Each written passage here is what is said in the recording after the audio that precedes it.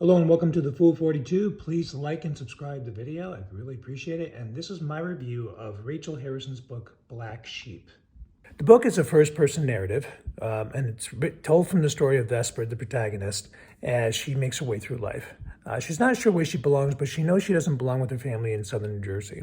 So she starts off waiting tables where she gets fired from there, and then she gets this invitation, to go to a wedding of a friend of hers and a guy named Brody. And Brody happens to be her ex-boyfriend. Yeah. So it gets a little muddled, and the family dynamic that's a part of it is further explained in the book.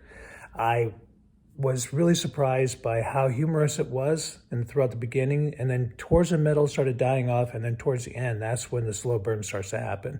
And that is where everything you start to see, it is a horror novel.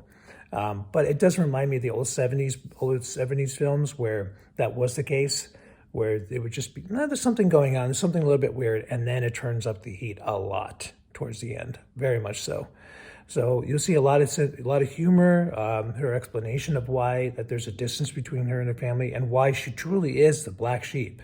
And then you meet her father, who is pretty powerful guy. And he is very charming. Her mom is very charming, but there's also, as she goes back home, she sees the dynamic of her family. As she matures, she understands there's a reason why she left all that behind. And she had to leave it all behind because it wasn't her. There's a part of her that, yes, she is a part of that environment because of her mom, her dad, and what she grew up with, but she's also her own person. And you start to see, like, yes, there is the nature, but there's also the nurture aspect as well.